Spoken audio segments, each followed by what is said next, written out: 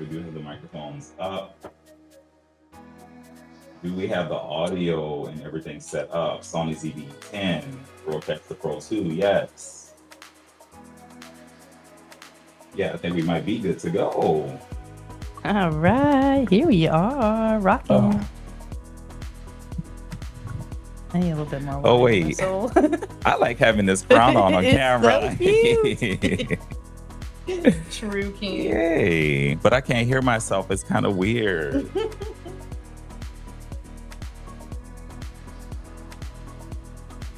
Is this thing on? I think it is. All right. I'll switch my head on.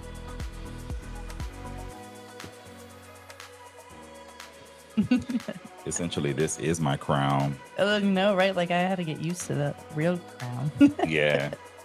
Oh, I haven't told you this yet. I like to have a little chat before we get started to loosen up and get comfortable. You know, please do. that's like our thing.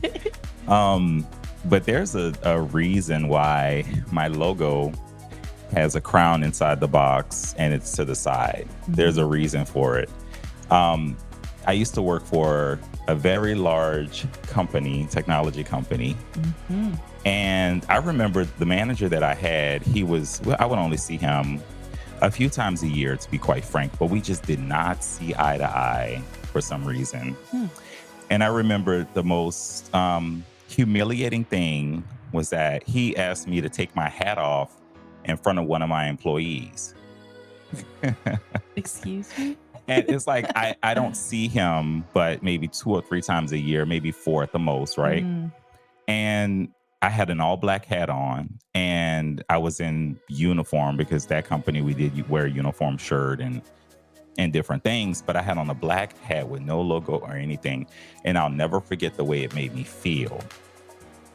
And so I remember from that moment, I said, I'm going to create an environment where I get to wear whatever hat I choose to wear.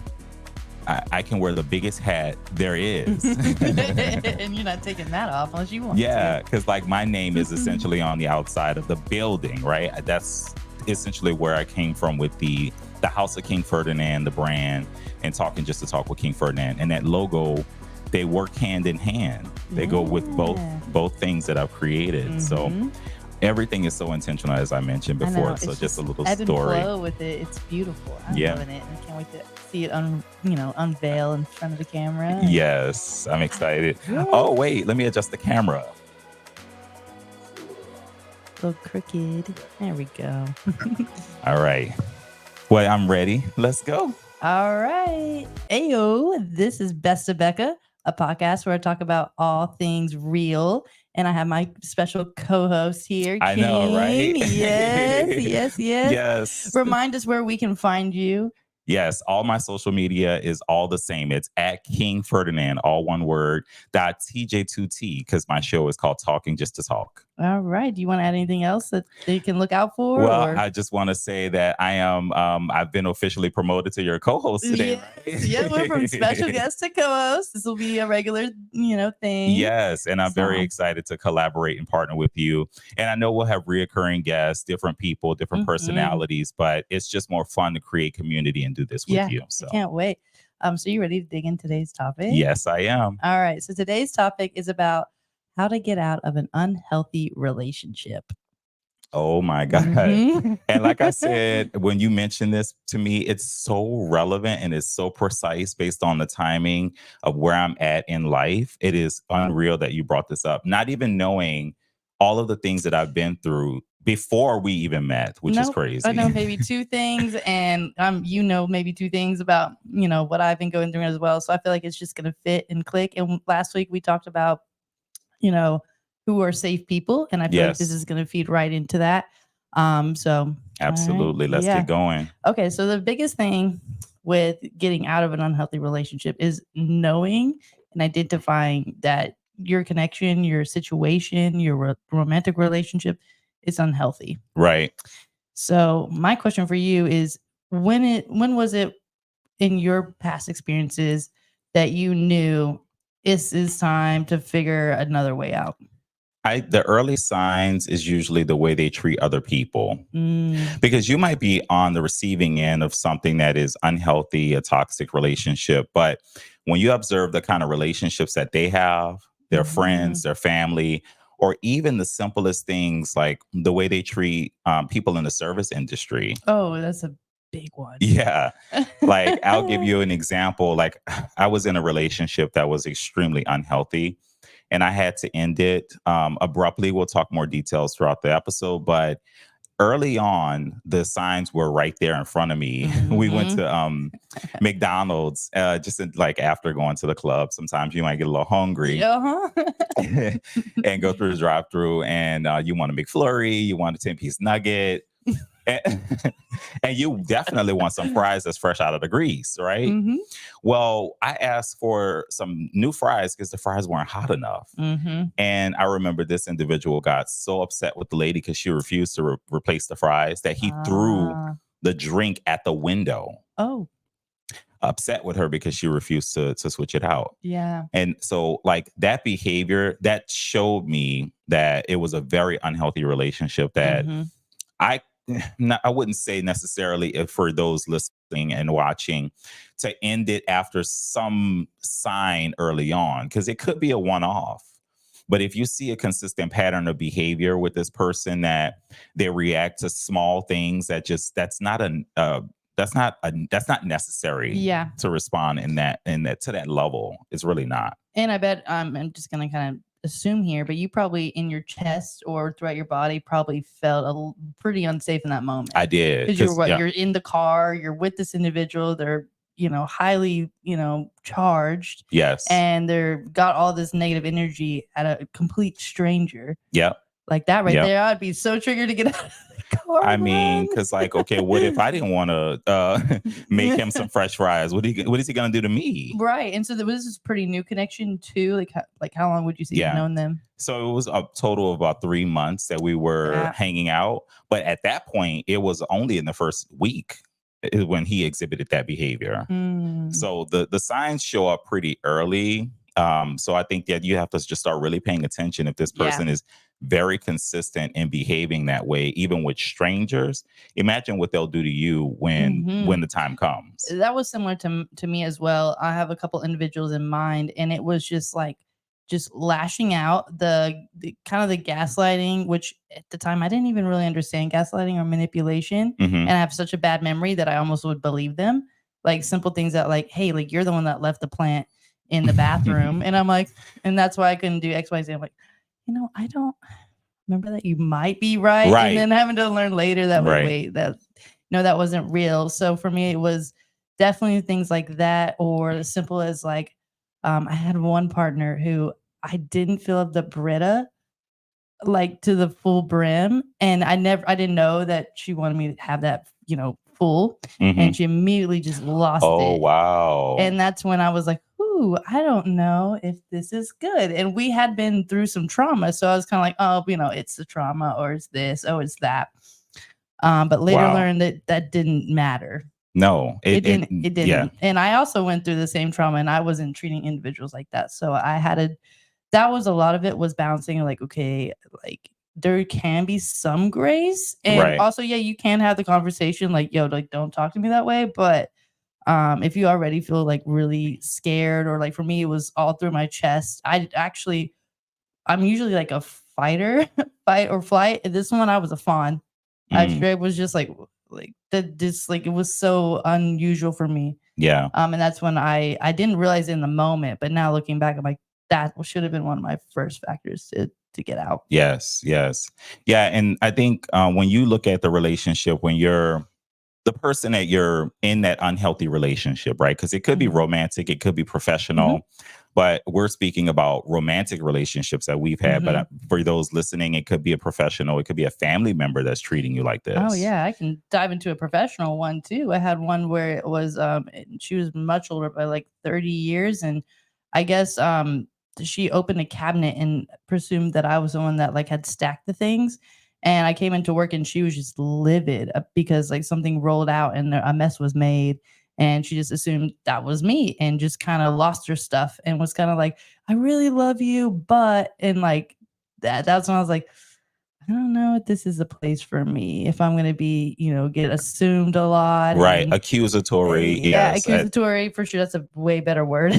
And ultimately just blamed. And yeah, that was when I knew that was not a good work environment either, because there's nobody else on my side either. Everyone just sided with that individual because she had fear instilled into everybody. Mm-hmm. So I was like, that's another sign, is like, how are other people responding?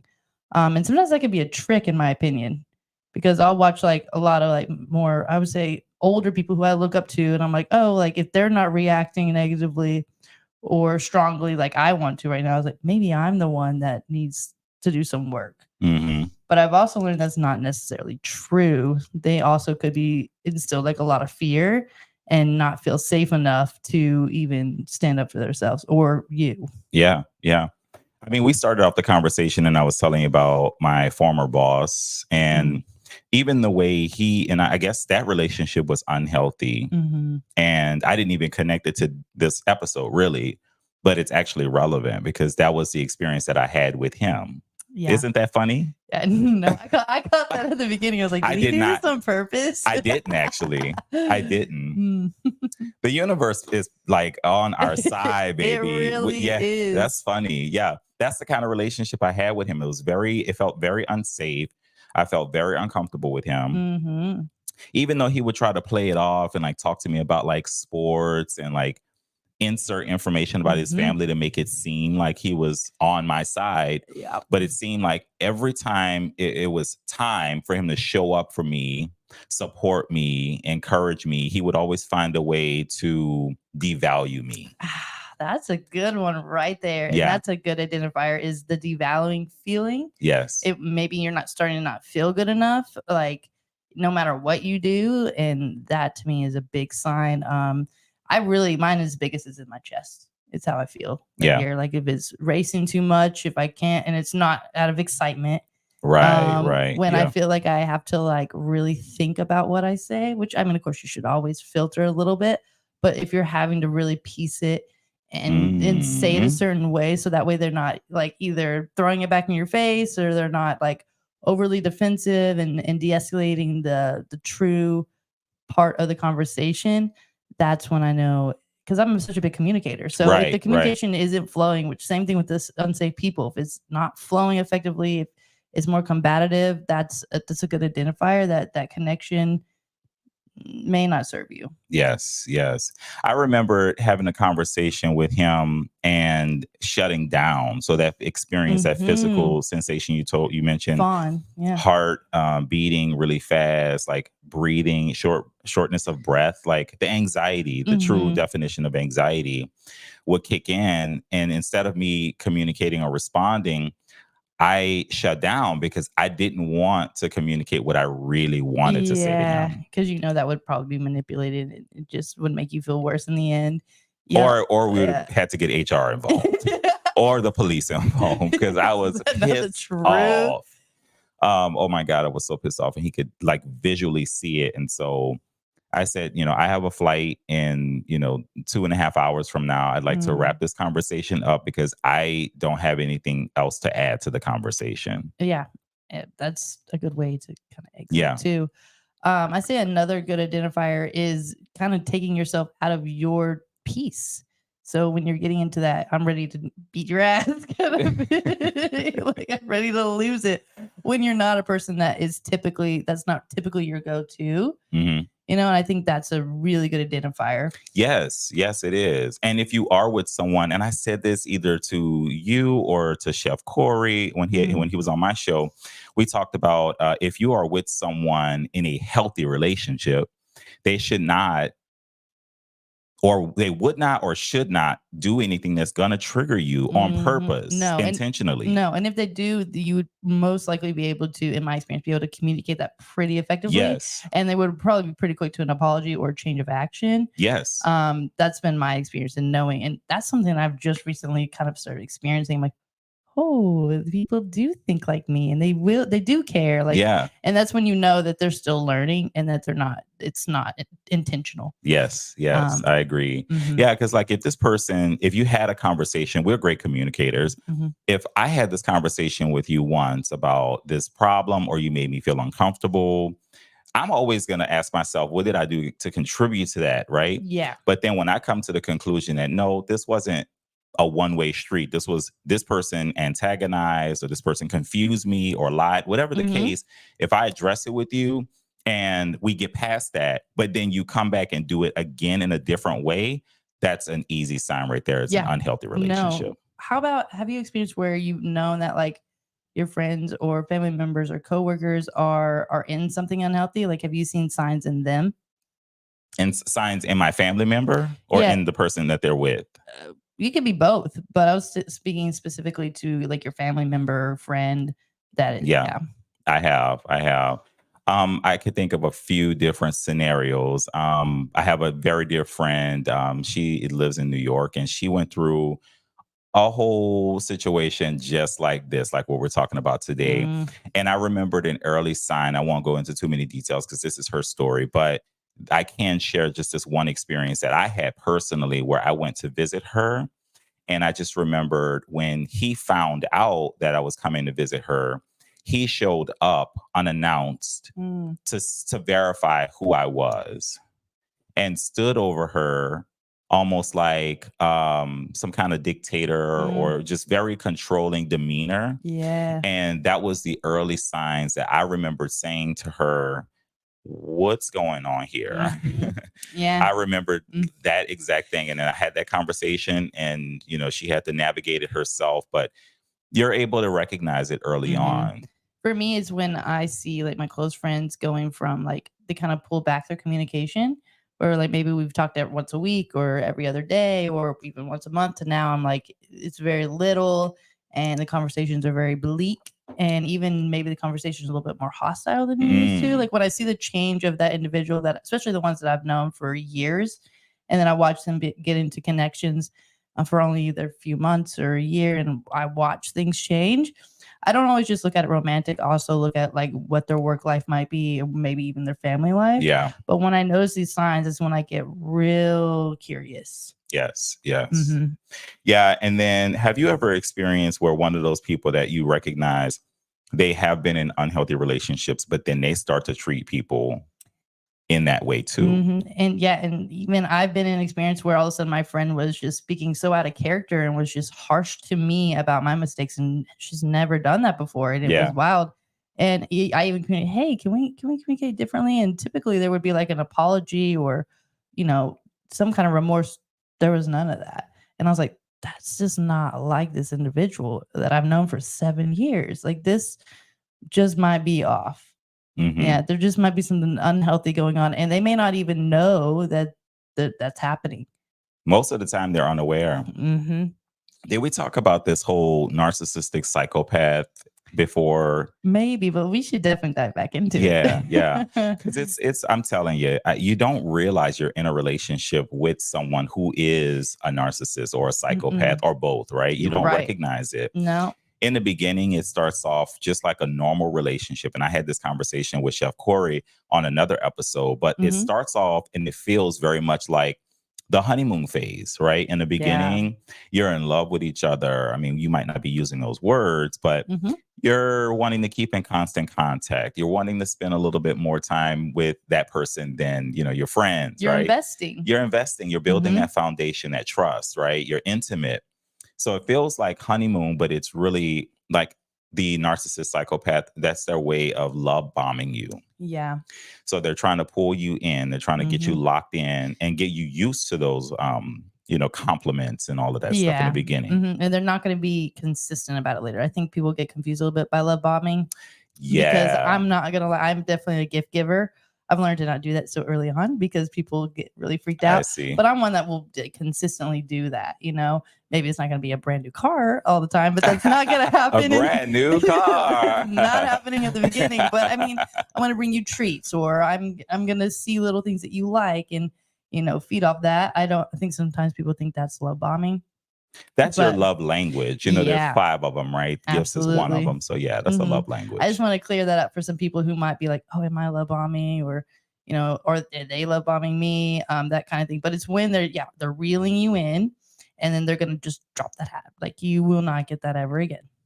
Well, Or it could drop subtly, but it could slowly but yeah, surely, because I was the next thing is they start to devalue you. yes, They start to detach a little bit from you. And it's slowly hmm but surely from what I've experienced and what I've seen, because there's a lot of research and a lot of other videos of people talking about hmm like being in a relationship with people like this.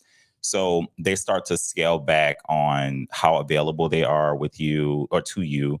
They start to scale back on, the I love yous if y'all get to that phase. the They communication. Yeah, the communication starts to scale back. Whatever it is that you really, really loved about this person, they start to intentionally scale that back hmm and devalue you at the same time. Yeah, and it's subtle. It In is my very experience, it's subtle. subtle, and it's like when you think psychopaths, you think they're gonna kill me or they're really really violent, like really extreme things. And the thing is, that person can actually be really good too. They have like a good side, Hmm. and that's what tricked me. Was is That it- it tricked me too. yeah, is that they were starting to replicate the same like good values and things that I have, but then it's a switch. I actually Yeah. have dated an individual who told me I didn't even know what a narc was, and she said I have a narcissistic switch, and that was my first identifier. But of course, I am like, oh no, I can work through this. I don't Right. really know Surely what it's that not that is. bad. It's you're probably your trauma talking, that kind of thing. Hmm. But the narc switches, they like you 1 minute and then they don't. And another identifier is they will tell you. They will straight up tell on themselves, I'm manipulative. I'm a narcissist. I get angry all the time. Like they will tell you, I think, and those are pretty big identifiers when Yeah. you start to see them, because we're talking about people who are already in the connection, right? Yeah. So they've Yeah. already kind of either they've ignored the signs, guilty. We've all done it. It happens. You see those good signs, you're hooked in. You're hooked in with the love bombing. So now you're there, and now you see the manipulation. You see that switch flip. Hmm. You feel that devaluing. You've identified that you're not in a safe environment. Right. And then there's the what's the last part? When they basically drop the hat. When they Hmm basically drop you, and it's gonna come to me because there's a specific phrase for it, but um they drop you. They break up with you, but then they will try to string you along and come Mm, back.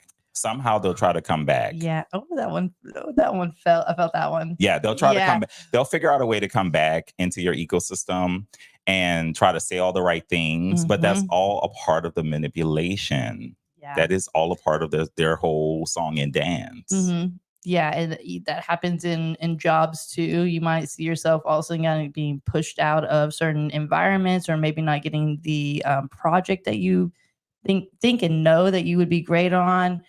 Maybe you're not getting filled in on certain communications. Hmm. All of a sudden, you're getting just really weird like criticism that isn't even like work related. Maybe it's your attire it has nothing to do with it, like just little things.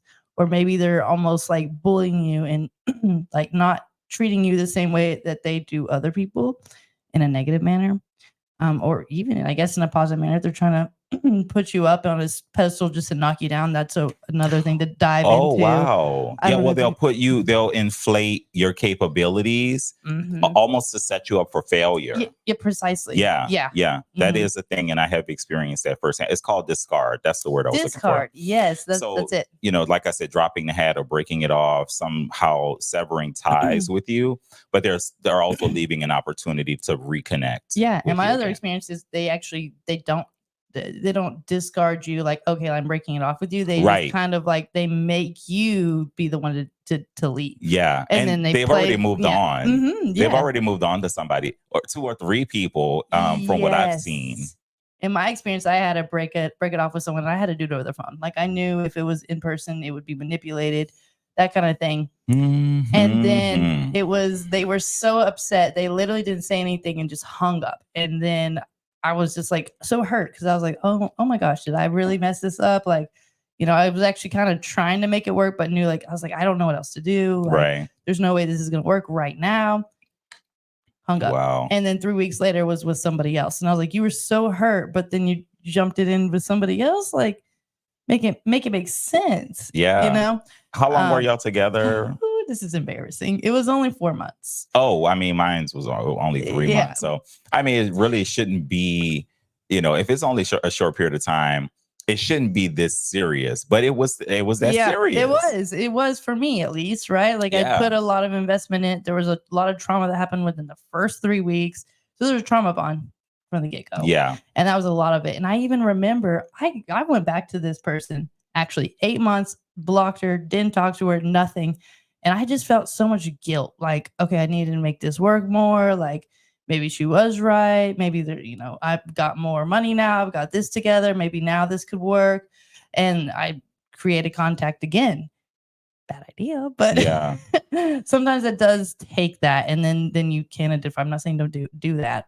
Please, look at my mistakes and don't do them. But oh my God. Those were the identifiers right there. Yes. And of course, I was a few years younger too. So that played a big role because I was so set and like, okay, I'm here in Dallas. I've got my job. I got this. All I need is the girl, right? That's all I need. But there was more that I needed for sure. But those were the biggest identifiers. So I want to go ahead and say, do you have anything else you want to add about any identifiers? That I can continue to talk if you want. I mean, we can add a couple more. Just because of like the examples that I'm talking about is more on the romantic side. Sure. So if you're in a healthy relationship, and so we are talking about unhealthy relationships, but we must identify the opposite end of the spectrum, right? Because that is the solution. That's probably what we all want, except for those who continue to go toward toxic people. That's a different episode. Yeah, it's like sometimes we're addicted to that. But if you're in a monogamous and committed relationship where you have communicated that is going to be the two of you, right? We can ask the question of what is considered cheating, what is considered respect or disrespect in a relationship based on your actions. But I think it's a unanimous thing. In the dating scene, if you're monogamous and in a committed relationship, flirting with other people is probably not okay. And doing it in front of your partner is unhealthy because it can trigger insecurities in that person. It's disrespectful first before anything. Yeah.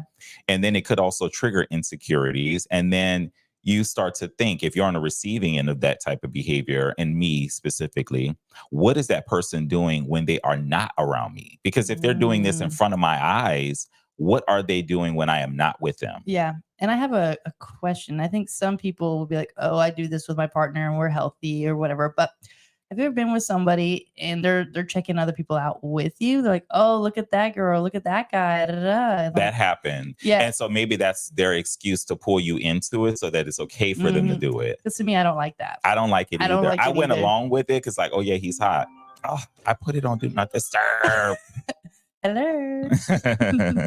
Hello. It's me. All right. And we are back again. But yeah, I think that is so unhealthy to flirt with other people in front of your partner if you're based on the relationship. And the kind of relationships that I want to have is healthy, mutual, monogamous. Yeah. And just we're aligned. We're focused on each other. Like, do we identify people in the environment that's attractive? Of course. Right. Yes. We're gonna on TV. Like my mom does it all the time. She's like, oh, he's cute. And my dad's right there. Like, but hello, they've been married for like 40 years. Okay. It's completely different. Yes. So I think all of that is fine. But I think when you are intentionally doing it and touching other people, and this is just what I experience. And so I think it's important to share that if you're in a relationship with somebody and you're looking for monogamy, you're looking for your partner, something serious. If this person is entertaining and engaging other people and throwing compliments to other people and all of that, and if they're doing it in front of you, just imagine what they're doing behind your back. Yeah, big time. So that's really all I wanted to add. Yeah, like on how they are talking about other people. We kind of spoke a little bit about that. But for me, it was how they were talking about their friends specifically. Like, it wasn't just people they just kind of knew or kind of worked with. It was like their closest people, and using very derogatory words like stupid and smelly, or like these things that like I would never want my friend to tell another person. Like, please tell me if I smell bad. Like, please tell me if there's something that Intelligence, to me, that's a big problem if you're insulting someone's intelligence like that. Hmm. So those were big identifiers for me too. But we'll segue next to, okay, so you've identified that your connection is unhealthy, your romantic relationship, your work environment, maybe your friend group, maybe your family situation, your home life. Okay, so how do you get out? How do you get out safely? Well, I would say abruptly get out right now, run, close the door, Okay. lock your inside lock. Okay, but what if you can't? Maybe you have kids. Maybe you're financially I know. obliged. Like, what? Because most Yeah. of the time, if you don't have any of this connection, Yeah. Yeah. If you have protected yourself where you're not tied in with a lease, you didn't buy a house, you don't have kids, if you start to recognize any of the things that we've already talked just to talk about, then you should definitely cut ties as soon as possible. And it's Yeah. hard to do, it but is not easy. you got to do it in honor of yourself. You have to do it not even Yep. about the person anymore, No. but it's about yourself and how much respect you have for you. And if they hang up on you, just let it hang up. Don't Yeah. go back to it. Yeah. Yeah. So, I mean, a safe way to get out, just think about it from other people's perspective that may have some ties. Like, you got to start behaving almost like them, taking small little things back, right? Taking baby steps. So, Yep. changing the passwords on this, pulling back this, right? Not sharing this. Like, start to really scale back on the things that you share with that person. Yep. For me, it was like, start looking for a new apartment, start looking for a new jobs, start creating how you're going to create that communication when you have to tell them or show them how you're going to do that. Yes. Those are the biggest signs for me, for sure. And those are not easy at all. It's really difficult. It's really difficult. Well, there's those scenarios where you're married or maybe you have kids, and those are really difficult. I am so lucky and blessed that I haven't tied myself into an unhealthy relationship where I have those legal bonds, right? Yeah. So, and I will say, when it comes to like kind of getting out, especially if you are with someone who's very, very manipulative, sometimes you can't be abrupt and as real as you want to be, because they're just going to twist it. They're going to pull it their own way, and you're not going to get out of that situation, that lease. yeah. You'll just be stuck. So sometimes you have to communicate very business-like. Like, Yeah. all right, like, yeah. this is all we're talking about. This is what I need from you. This is how we're doing it. There's no room, and there's really no room for them to manipulate. They can try, but you're more than likely going to be able to see that and be like, okay, well, that's not important. What's important is that you signed this, you did that. My phone is off. Is it going through the computer? Yeah. Yeah. But yeah, those are the times when you have to like be really strategic, in my opinion. Same thing with the job. Like, I mean, I've been in positions where I really would love to just quit and be done, but I didn't have the financial means. That can actually really stunt you into getting another job, Right. because they'll call your boss, your previous boss, say, what happened? Are they still here? And so sometimes it's crucial for you to still not burn the bridge. Yeah. At least not yet. Yeah, and I can relate to that because, like, not to put all of the details out, but with the last relationship, I was physical with him, and he could have got the law involved because we were physical. But my defense, he allowed someone to come into my space and cheated on me. And the thing is, I saw the signs beforehand. So, no woe is me. I accept responsibility for what happened. But I kept him in my life for a period of time, thinking that maybe we could work through it because he manipulated me to believe that we could work through it. But then I realized, oh, wow, no, this was actually better for me to keep him in my life for a period of time so that the dust could settle on that and then I could just move on. Yep, that's kind of a similar experience with me as well. Try not to get too deep, but I might have to. I think I mentioned in the last one, co-signed a car for somebody, and then we decided to go our separate ways. Well, it's been like 8 months. We still have had to communicate with each other. And I've had to keep the peace, because if not, I'm not getting out of this. Yeah. Because it's kind of in her ballpark in some ways. Like, I have a little bit of control, but not enough.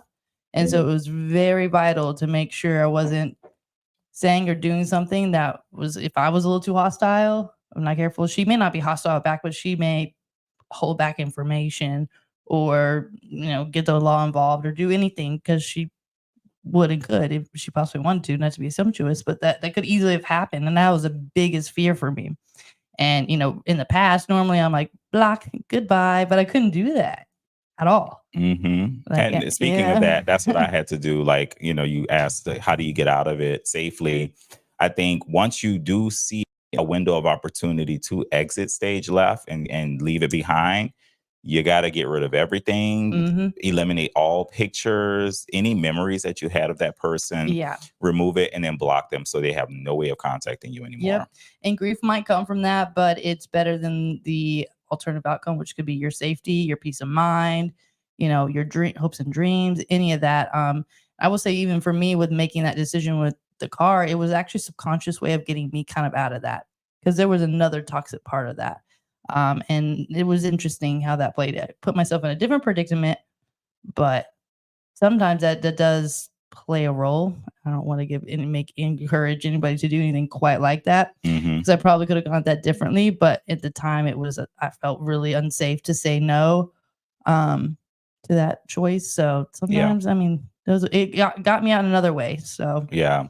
You used the key word grief, and I didn't even think about this or acknowledge it because I did love him. I do love him. I still do. yeah, The idea of what it was supposed to be. yep, And so I didn't even realize until you just said it that I've been grieving the relationship and because that's the hardest it's part. been up and down of like my emotions and Hmm. like not emotional, like crying, but missing that the connection, missing the sex and just things that we shared. And but blocking him, he has no way to contact me and I Nope. don't wish to contact him. Mm-mm. And so I think I underestimated what's really going on. I'm going through the grieving process of the Yeah, and relationship. with every great loss comes grief. Yeah, And I didn't even think no about that. matter what it is, like, even if it is the bad job, the bad relationship, the bad family member, like, your idea of what it was supposed to be, it's no longer gone. And of course, you probably did have good memories. There probably was great things from that job and the relationship and the family member. But it wasn't consistent enough. And that's something you have to remind yourself constantly, is like, I deserve more. There's better. I don't deserve this. Yeah, I had this great feeling of love, but sometimes love isn't always just fireworks and Hmm. chaos. And, there's just so much more, in my opinion. I haven't fully experienced it yet, but I've seen other people experience it. So I know that there's greater. Oh my God. I just thought about something. So my examples have all been about romance and my most recent relationship within the unhealthy realm, right? I didn't even think about the unhealthy relationship that I had with my mother for so long. Mm, And all of the things that I described, I mean, beside, the romantic stuff, but the early signs are there. Usually you see the behavior you experience, being blamed for something that you're not mhm. guilty of. This person is usually not going to apologize for anything, even after they realize they No. were wrong. Or it's a very bleak apology. It's a manipulative apology, which you may not be able to decipher right then and there. I've had to learn that for sure. Hmm. Just like, for me, an apology is very, I like a verbal and an action apology. So you Yeah, tell me you're sorry, but you're also showing how and why, and then we can accept it. But just an I'm sorry, that's not going to that's fly. like, okay, you just think that's the right thing to say. Like, Yes. Yeah. yeah. Yeah, so I wanted to piggyback off of that because we were talking about like getting out of it safely, and it just Hmm. made me think. I got to a point in my life where I realized I had to break up with my mother. Yeah. No, I had to yeah. get out. That's so real. I mean, I had to leave home at 18, and it crushed my mom so much. Like, it was just so early. And I had many reasons for it. And I didn't know at the time, but that environment just was not working. And I was about to go to school and start studying college. And I had a hard time in high school studying. And I didn't really know why. But my inner self was like, it's your environment. Like, you've got to get out of it. And sure enough, like, I mean, it took a lot of discipline, but yeah, removing myself from that chaos and from that distraction of that home life. And no, it wasn't terrible. There wasn't anyone, hurting me physically, but there was just emotional chaos there. And I was, self-discovery, had no Right. idea, coming from a conservative town. Like, I needed to move out of that in order so I could focus and live my dream, and also kind of prove to myself that there are other environments that I could really grow in. And of course, I even sometimes put myself in similar environments, which was interesting, just to get the normalcy. So Mhm. there's a degree, I think, when we think Oh, it's I see what you normal. mean. Yeah. Yeah, where it's like, Yeah. oh, that chaos, or oh, that emotional pull back and pull forward, like that's normal. That's what love is. Because my parents, I think people get confused. Like if it's not extremely violent or like in your face that is toxic, I think people think, oh, that's just normal. Right. But if you feel something in yourself, it's likely not. Exactly. And if you, to me, it's like if you've communicated and it's still not, there's no resolution. Because I mean, of course, like people make mistakes, you're growing, but they cannot give you what you need. Over a long period of A long time, period of too. time, yeah. If they're consistently showing you that they can't Yeah. show up for you, then it's time to exit. And you may give them some grace, but at some point you got to turn a corner. Yes. And you do it unapologetically. You have to. Yeah. And I'm telling you, it's going to be hard for most people to do it, to break up with whoever that person is, or break up, leave that relationship in the rearview mirror. But you have to do it, and you have to do it with balls, to be honest. And I don't know about your experience, but the universe has straight up dropped opportunities in my lap to help me exit. Such as all of a sudden, a recruiter is reaching out to me and, hey, look at this unique opportunity. Or all of a sudden, there's a room available with someone that you've always wanted to collaborate with or live with. Or, all of a sudden, a new friend comes along and provides perspective. And I think those are your good signs. And those are the ways that you can kind of exit with those individuals and those opportunities. I know that's how I was able to do it. Yeah. Yeah. I mean, I'm going to just go left field a little bit, but with the relationship, I felt like the universe presented the perfect opportunity for me to catch him in the act of cheating on me. Yes. So within 3 months, you're already cheating on me in my house. Like that's a clear opportunity for me to exit. Because even leading up to that, I was already feeling like I was in an unhealthy relationship. Yeah. And for me, I'm not sure, we might have to edit this part out. But for me, it was with the vehicle. I was still in this 8-month long situation with this individual. We weren't talking, but we were only talking business. Well, all of a sudden things got funky.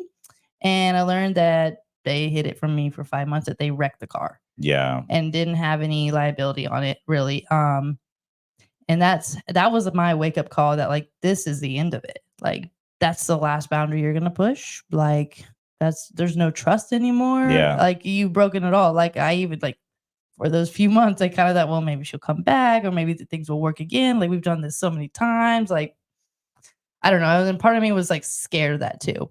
But once God showed me that and showed me what was happening, like I didn't even mean to, like literally social media did its thing for me. Right. Yeah. My intuition did it. And that's when, okay, all right, now we're going to get out. Yeah. Fully, like emotionally, mentally. Like sometimes you are out of the environment, but you're still like connected to the individual. And I don't think people get into depth about that. Yeah. But you can be broken up, but still connected. Oh my God, yes. But I think it's like sometimes we need that dramatic example of something to happen in front of your eyes, or something to experience with that person, to see this is not the person who you want them to be, because you're making it up in your head. Yeah. You're making them out to be you're only recognizing the version of them that you want. Yeah. You're making a character up in your head. I think really good people, really soulful people are so guilty for that. Like, oh my God. Like it took me forever to really realize that they're bad people. Yeah. I've always been like, no, there's a good person in everybody. They need to work on themselves. They need to do this. They need me or whatever. Not anymore. Yeah. Not anymore. Yeah. I do believe, like you said, you're very, very similar to me. Like I'm more optimistic. I am, I believe I attract what I am, and I attract, positive people, positive energy. That's what I bring to the table. But there's always going to be those one-offs. Yeah. There's always going to be that one-off. Something that I read was bad people are attracted to good people. Yeah. Because it really kind of messed me up when people are like, oh, you attract who you are. I'm like, but I'm not even remotely like that individual. Like I've never even, had those behaviors or thoughts. So that used to really mess with me. It was like, oh, am I actually a bad person? Do I actually, so attracted to the light. Yeah. They're attracted to the light. Because why would a bad person want to be connected to another bad person? Like typically, no. That makes sense, actually. I mean, I call them, I say vampires, leeches, that like they'll latch on to some positive energy and see how much they can suck out of us. So yeah, absolutely. So yeah, getting out safely definitely results in having a game plan sometimes. I mean, not always. Sometimes you, if you know it and you feel like you can get out quickly, just do it. Block them, end it, move Yeah. on. If you can quit the job, if it's just, I don't know, Taco Bell or something. Um, Grab if it's a relationship, grab the duffel bag and basket of clothes that they came with and get it out of your house now. Because if they live in your apartment for too long, then they might have legal ties to you. If they get mail delivered to your Yeah. house and all of this stuff, baby, don't allow anybody to get mail delivered to your house. And then and then if you are, in quote unquote stuck, if you're in something that you can't just leave, you got to have a game plan. Yeah. You've got to start working with your people who are going to support you. You got to start looking for other environments and even playing with that in your brain, even if you're like hot and cold with it, like go ahead and start having a plan, start saving that money, start pulling back your resources. And the biggest and hardest one is having the little bit of a conversation if you can, because especially if you're in ties, you have to, right? You kind of, I mean, maybe you can just kind of up and leave. I don't know how that's going to really work when you're really in ties, but you're going to have some kind of conversation, and you're going to have a plan on that conversation if they are highly toxic and manipulative, because you might be sucked right back into that. Yeah, but that's if you have ties. If you don't have any ties, I'm telling you right now, get out. Remove their basket of clothes and duffel bag. If you don't have children, if you don't own a house, or you're not tied in a lease, if you're in an unhealthy relationship and you recognize the signs that we're talking about, then just get on with your life. You don't owe them an explanation. But I do understand, like, having a plan and being able to like discuss the exit strategy, like this is not working out for us, and here's what we're going to do. Yeah. You have to have that conversation. If you own a house, have a lease, have children, have bills together, like how are you going to separate those things? Yes. And you might even have to co-parent a little bit. So you might have to also discuss that too. All right, what are we going to do up into this? Like, how is it going to affect the kids? How's it going to affect the family? How's it going to affect our friends? And, you may not have to have like a conversation with them on that, but you have to have a game plan of this is how it's going to go. This is how I desire it. Maybe you give them a little leeway, right? Like, okay, like, what do you think a little bit if you feel like they can handle that? But you have to use your discretion too. And you might need to bring in professional support. Oh, I mean, yeah, if it's something serious, right? But then when you realize this person is unwilling to meet you at an intersection, that means you gotta make a U-turn quick. Yeah. Go put on the gas and run. And hit it. From experience. Yeah, both of us. What is that quote? It's do as I say, not as I do. Yeah, seriously. I mean, we're giving you a lot of solid and sound advice, but every situation is different. Yeah, absolutely. It really is. So you got to use your discretion and follow your intuition, because it will always guide you in the right direction. Yeah, and just know you're not stuck. You're not stuck in that bad relationship. You're not stuck with that friend group, that family, that job. You're not stuck. If you feel like you can get out, get out. And if you're not even sure if that's the way out, try it. Yeah. Yeah. Try it, because what's meant for you will come back, but you also be careful because what's not meant for you will also come back. It will. And two things that we haven't talked about when it comes to unhealthy relationships, toxicity, is money and sex.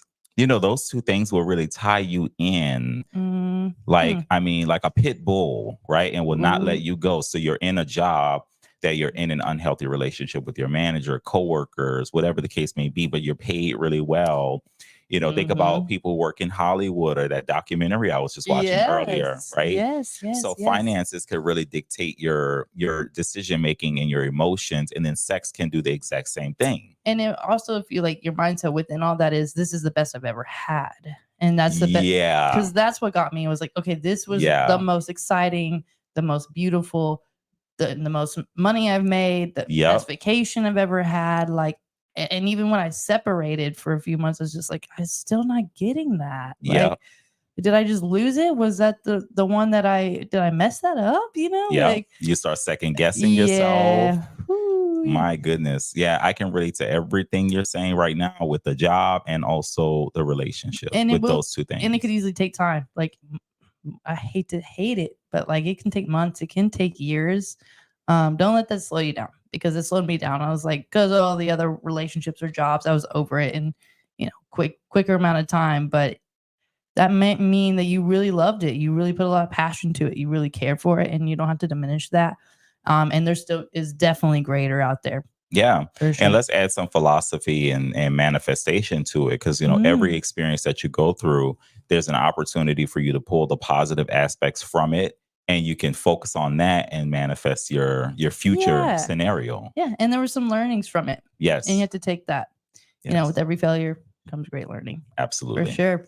So the next thing is staying committed to your decision. Mm-hmm. I'll add this before you go. Staying true to that commitment is essentially staying true to self. Mm-hmm. And I think if you think about that, you consider it every time you go back and forth with that decision. Think about yourself, stand in front of a mirror, and you got to think about you first. Not that other person, not that job who paid you the finances you probably dreamed of, or the person you had the best sex with of your life. You have to look at yourself and recognize, what is it that you want? Because that person is not giving you all the things that you want, obviously, if you had to get rid of them. Yeah. So you got to stand on business at a certain point. Absolutely. And just knowing, I lost where I was going to go with that. It totally took it a little bit. Shifted you? It shifted me. Staying committed to your decision. Yeah. And just knowing, so say they do come back. Yeah. They will always try to. Here's the one. How about they come back and they come back in the way that you want them to come back? Oh, has that happened? Or you mean? Oh yeah. I've myself and others, they're good. This is my rule. And I might make a lot of people really frustrated when I say this, but I think the narcissistic rule is 6 months. I think they're only good for 6 months. Oh, that's a good time frame. When I think back on the few that I've been in relationships with, it's usually less than 6 months. I have experienced that. I've had lots of friends who've had baby daddies who all of a sudden they're doing what they need to do as a parent and maybe even as a lover. They stop the drinking. Like, it's just perfection for a few months. And really, I see it at the 6 month mark where it all of a sudden just declines. Like, they just can't handle the stress anymore. Mm-hmm. They just can't keep the momentum. And that's not even try to villainize the person, that just whatever reason, they have a really hard time of doing that consistently. It's just not as easy for them. And that's when I know that's you gotta stay committed. And if you think, when you see those things, use your discretion too. You may kind of entertain it a little bit, or you observe. For me, it was observing. Yes. Because I had friends who were like, okay, like maybe I shouldn't take them to court just yet. And I'm like, 6 months. I'm just worried it's gonna happen again. Like, just, and sure enough, it has happened. And then you start getting real firm. And then it's like, you don't even let them do one wrong thing. It's like, whoop, all right, we're done. Yeah. You know, you got to pull the plug and do it. Like, it's got to be abrupt at a certain point, because you got to stand firm and believe in yourself first, because then it's no longer about them. Right. Absolutely. Oprah, she has this famous quote, where she say, when people show you who they are, believe them. You've heard this before, right? It's such a true statement. It's so true, like in every aspect of the phrase, really. Yeah. And it's so tough because I don't know about you, but I can change. Like, I feel like I can just change behavior, but I'm a chameleon for sure. Yeah. And I think that makes it hard for us to not let those individuals, give them that grace, because that's my hardest part. I was like, well, if I can change, you can change, and let me help you, and yada yada. Here's the resources. You got to let them do that. Mm-hmm. And you've got, and that's such a hard one, because I don't know of anybody who's been more consistent than 6 months with change. Yeah, I think it's hard to, in that strong behavior, I guess you could say. It's hard to be fake or hold a lie or be a fraud. It's hard to be something you're not for a long period of time. It's really difficult. My biggest thing was, I watched somebody not necessarily come back and do what I wanted for me, but did it for somebody else. Oh. And I'm in the waiting game of like, okay, but when is that other shoe gonna drop? How long are they gonna keep the facade? And because that's not them. What you're saying, it's not not I'm them. just like, and it'll make you question yourself. So that's, again, staying committed to your decision and continue to move on with yourself, and let that grief happen, and know that, okay, sure, maybe it looks perfect on social media.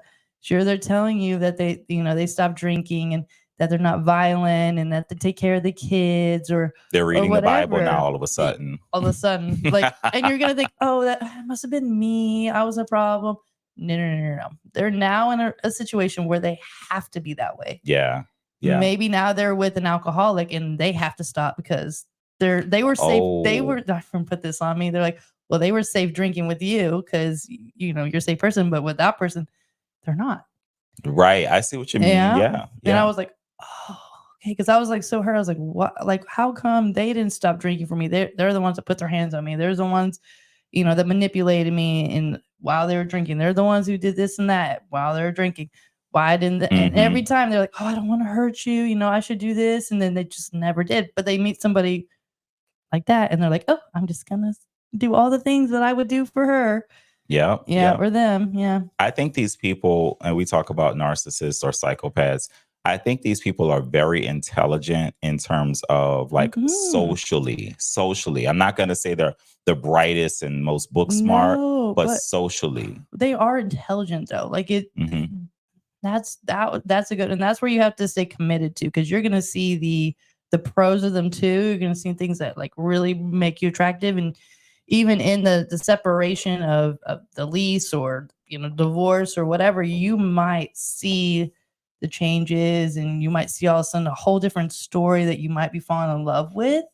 And you still have to stay committed and still remember all the things that they did and or didn't do and how they made you feel. And remembering there is more, there is better. You have not met all the people who are still going to love you. This is so crazy. We're talking about this. I'm telling you.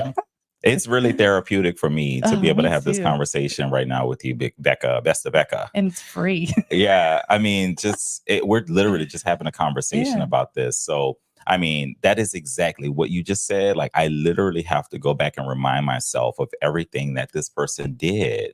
Like the biggest like betrayal, that part in the relationship where he cheated on me, I literally go, and it's probably not the healthiest thing for me to do, but it for me, it is, because then I'm able to come back and stay committed to my decision, right? So I walk through what this person had to do in order to pull off what he pulled off in my house. The fact that he had to like leave my door cracked open intentionally because my lock will say door locked if it's closed all the way. He intentionally did not close it all the way to make sure the lock didn't speak at night. He did all of these things on purpose. Bring in sneaky links. Yeah, you get it. Yeah. So like, but you tried to say that, oh, I was drunk and I can't.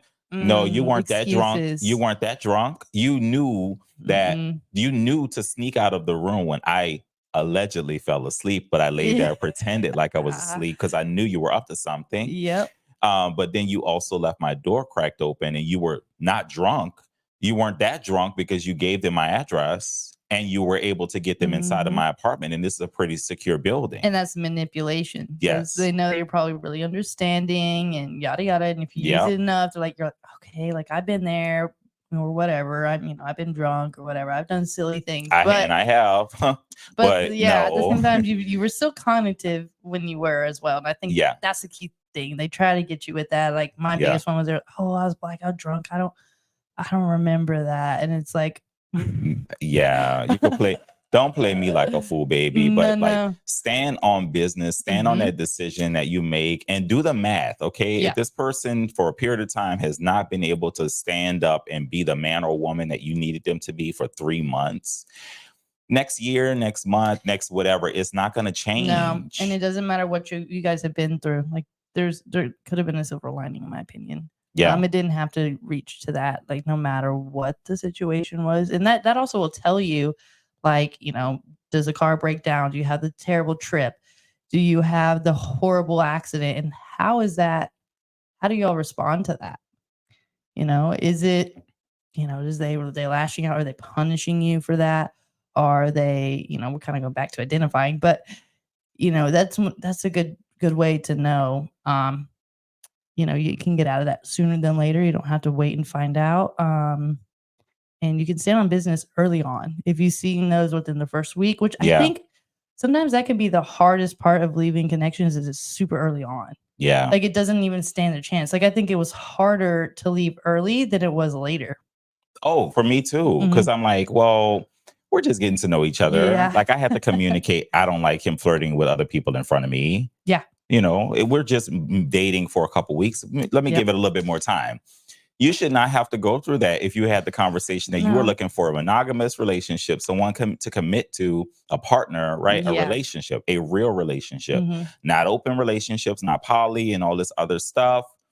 If you're looking for a certain thing and you communicated that from the beginning, Yeah. and this person starts to show you the early signs and you're able to identify that this person is not going to be healthy for you, Mm-mm. you got to make decisions earlier. Sometimes it's hard, like Becca just said, it's hard to identify in the beginning. You got to go through it. But once you make that decision, you got to put your foot all the way All the way down. down, and don't be scared. There is better coming. I know, even with like leaving my toxic job, I was like, okay, I'm never gonna get the PTO. I'm never gonna get that, that finance. But guess what? I have lots of happiness. I have lots of growth opportunities. I don't necessarily need all the breaks that the other job gave me because I love going there all the time, and I'm learning and growing and seeing people. And I think the money's going to come, and it's still sufficing me. I can still buy what I need to buy. I can still do what I need to do. It's okay. Yes, yes. There's greater things than those smaller things like sex and money and attention and things like that. Yes. And then what about if you see this person, right? Because you've blocked them, you realize this is Oh, not going to be cute for me. I'm moving on. Get the basket and duffel bag out of my house. You moved on. You run into this person in public or oh in a place no. that, maybe you guys shared moments. Like what does that look like? Oh, gosh, that Can was you relate? hard. Yeah, I can relate. Sometimes you can take it to your advantage. I know one time I didn't see this individual for months, and she lived like 30, 45 minutes from my town and where I was working at the time. And all of a sudden she was the table I was serving. I was like, oh, okay, but what great timing. Like, I have a new boothing and I have all these opportunities lined up. And so it was a perfect time for me to be like, I'm doing great. How about you? And And you yeah. actually were doing Yeah, and I great. was. Right? It was not, and that's the biggest thing when you stay committed and you stay focused on yourself and Yeah. your goals. Like, natural things will happen, and they may come back, and that might be universe being able to be like, haha, this is your time to be like, what's up? But it can be confusing. I've definitely had moments where I've had individuals come back, and I'm like, oh, okay, maybe this is now our time to be together, because you will see that on social medias and all these things. They're like, oh, sometimes like you have to let them go do their thing and they have to come back better. I don't know about that. I don't know about that I either. don't know about that. No, because if they go around about, they're not coming back to you. I also don't like to go and dig up skeletons. I don't like to go in the No, past. I don't yeah. like to do Like, that. you fumbled the bag to begin with. Like, Yeah. you're just gonna have to let that loss go. Yeah. You And know? I'm guilty of it. I have looked in the past and said, do I want to do that again? Do I want to try that again? Yep. See how it tastes? And it doesn't taste the way you thought it was gonna taste. And so No. did you waste your time? Probably so. Yeah, and you really have to think when you're staying committed. It's like, okay, remember that anxious feeling you felt, like, Yeah. and I think the biggest and hardest thing for me in my experience was, oh, well, maybe we can get back to how we were. There's always that optimism. Yeah. Always. But just remember, when you're trying to stay committed, there's going to be an individual who you don't have to do all that with. And you might even start seeing like just friends coming in. Like, for me, I was like, I have better friends. My family connections are just so strong. I'm having Right. older friends that we're vibing, and you have to see the positive of you leaving, not necessarily the positives of possibly them coming back or enduring that. Yes. You know. Yes. Well, with my situation, and then you can wrap it up. But when I Mhm. ran into the person that I'm talking about, it was a week after I ended it all. So that circles back to the very first point that you made about identifying if the person's unhealthy. They just Mhm. proved it to me once again, and everything just kind of compounded in that moment when I saw them behaving the exact same way after I had to kick them out in the exact same place where I Mhm. met them. And so my friends and I have this like quote that we always use about it ends where it begins. So where I met him is where I broke up with him.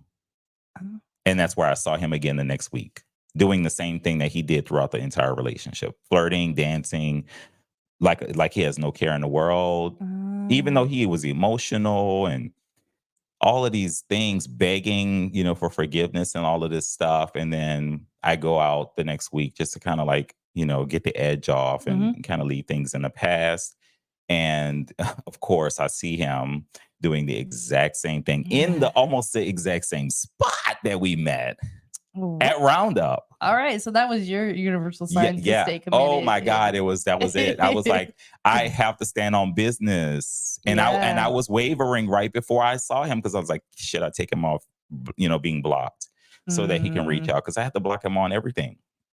Yep. WhatsApp, social media, Duolingo, because I'm learning Spanish and he's learning English, and we were friends on that. I blocked him on that, so you can't even see my progress. Like I had to go that far. So you have to stand on business. That's the point I'm making. And Amazon. At the moment where I was like, I had to reach back out to her because my stuff got sent to her, and it was weird because I thought I'd taken everything off. Sometimes Amazon will just choose I have experienced that before. And I have experienced first I took the sign from the universe that maybe that I needed to go back to this individual, because we were like, I don't know if you've heard of redlining. So redlining is usually when like situations keep happening when you keep running into the same person. Oh. Or there's options where, like, things happen to where you always end up together, and that was my biggest problem. And I together in the same environment, or just situations happen that bring you together.